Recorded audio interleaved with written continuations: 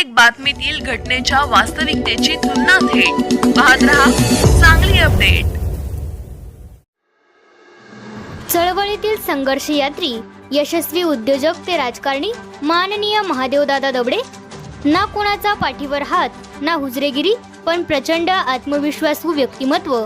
पिढीजात राजकारण नसले तरी बोलण्याची आदब व गाढ्या अभ्यासामुळे प्रश्नावरील वचक यावरून त्यांचा अल्प परिचय जिल्ह्याला ज्ञात आहे।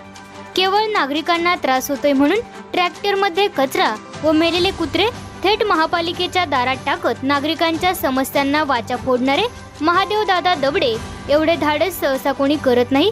ही धडक चांगलीच लोकप्रिय ठरली होती। मात्र मी ज्या समाजात राहतोय त्या नागरिकांना त्रास झाला तर कोणत्याही टोकाला जाण्याची तयारी असल्याचे त्यांनी त्यावेळी कृतीतून दाखवून दिले होते। कोणतेही काम करण्यासाठी अंगी असलेले धाडस आणि अनेक वर्ष चळवळीतील संघर्ष यात्री, हाडाचा कार्यकर्ता, यशस्वी उद्योजक, तरुणांचे खंबीर नेतृत्व तसेच अल्पावधीत यशस्वी राजकारणी म्हणून महादेवदादा दबडे यांची ओळख बनली। राजकारणाचा म्हणावा तितका प्रभाव नसणाऱ्या बोलवाड या गावात सर्वसामान्य कुटुंबात महादेवदादा दबडे यांचा जन्म झाला। पिढीजात राजकारण नसले तरी बोलण्याची आदब व प्रश्नावरील वचक यावरून त्यांचा गाढा अभ्यास लक्षात येतो।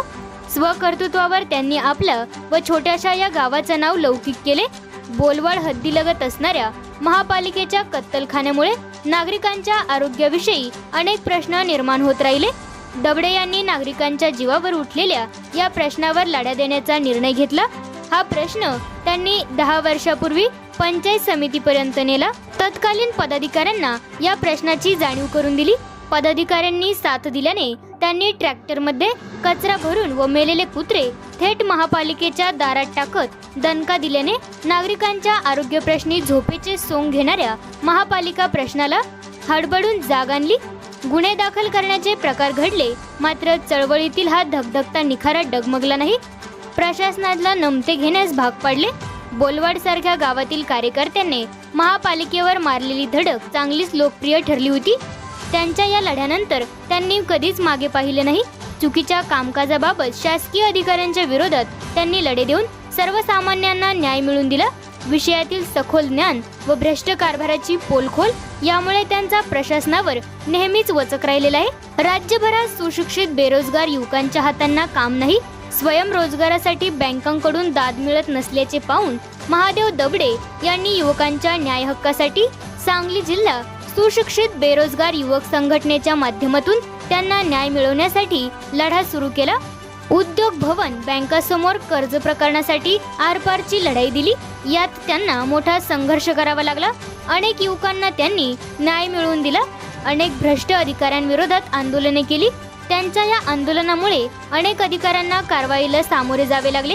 एकीकडे इतरांच्या न्याय हक्कासाठी लढा देताना त्यांनी उद्योग व्यवसायाकडे लक्ष केंद्रित केले।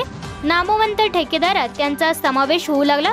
त्यांनी शासन निर्णयाचा आधार घेत शासकीय काम वाटपात मागासवर्गीय ठेकेदारांना हक्काची विकास कामांचे ठेके मिळवून दिले।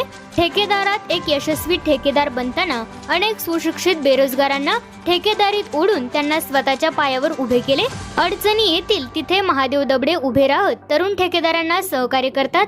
त्यांनी ठेकेदार उद्योगात जम बसविला असताना त्यांनी सांगली जिल्हा स्वयंरोजगार सोसायटी फेडरेशनची निवडणूक लढविण्याचा निर्णय घेतला। ही संघटना राजकीय नेत्याशी जोडलेली आहे। या संस्थेवर नेते मर्जीतील कार्यकर्त्यांची अध्यक्ष म्हणून निवड करतात। कोणतेही राजकीय पाठबळ नसताना महादेव दबडे यांनी या फेडरेशनची निवडणूक लढविण्याचा निर्णय घेतला। त्यांनी निवडणुकीसाठी स्वतंत्र पॅनल उभे करून ते निवडून आणले। वास्तविक सर्वसामान्य माणूस विचारही करू शकणार नाही अशी लढाई त्यांनी धाडसाने लढली व जिंकूनही दाखवली। महादेव दबडे यांचे कार्य स्वकर्तृत्वावर अजोडसे आहे। सामाजिक कार्यात अग्रेसर असताना त्यांनी उद्योग व्यवसायाकडे लक्ष दिले। या माध्यमातून ते आता ठेकेदारीतील यशस्वी उद्योजक म्हणून ओळखले जात आहेत। त्यांच्या या कार्याचा आलेख इथे थांबत नाही आणि ज्या क्षेत्रात पाऊल टाकले आहे त्यात स्वकर्तृत्वावर स्वतःचा वेगळा छाप अस्तित्व निर्माण करतात। चळवळीतील झुंजार नेतृत्व, उद्योग व्यवसायात नावलौकिक मिळवताना त्यांनी राजकारणात दमदार प्रवेश केला आहे। त्यांचा धाडसीपणा व कोणत्याही विषयात आरपारची भूमिका व त्यांच्यातील संघटन कौशल्य पाहून राज्याचे उपमुख्यमंत्री अजित पवार यांनी त्यांच्यावर राष्ट्रवादी काँग्रेस पक्ष अजित पवार गटाच्या मिरज विधानसभा क्षेत्रप्रमुख पदाची जबाबदारी देण्यात आली आहे.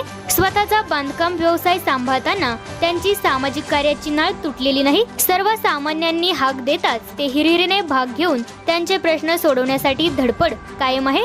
त्यांनी दिलेल्या जबाबदारीला साजेसे कार्य केले आहे. मिरज विधानसभा मतदारसंघात त्यांना शहरी व ग्रामीण भागात पक्ष वाढविण्यासाठी कंबर कसली आहे. अनेक कार्यकर्ते त्यांच्या नेतृत्वात काम करण्यास इच्छुक आहेत. राजकारणात ते सक्रिय झाल्यापासून अनेक नेत्यांचा व अधिकाऱ्यांचा विविध कारणासाठी दबाव निर्माण होतो. मात्र दबडे हा विरोधक झुगारून इतके पुढे निघालेत की त्यांचा एखाद्या विषयाचा अश्वरथ रोखणे सध्या स्थितीत कोणी धाडस करत नाहीत. सामाजिक चळवळीतील कार्यकर्ता, उद्योजक, यशस्वी राजकारणी अशा या सर्वसामान्यांच्या लढाऊ, झुंजार व निडर लोकप्रिय नेतृत्वास वाढदिवसानिमित्त त्यांच्या यापुढील कार्यात प्रगतीचे पाऊल पुढे पडत राहू दे व सर्वसामान्यांच्या प्रश्नावर लढण्यासाठी त्यांना दीर्घायुष्य लाभो याच शुभेच्छा.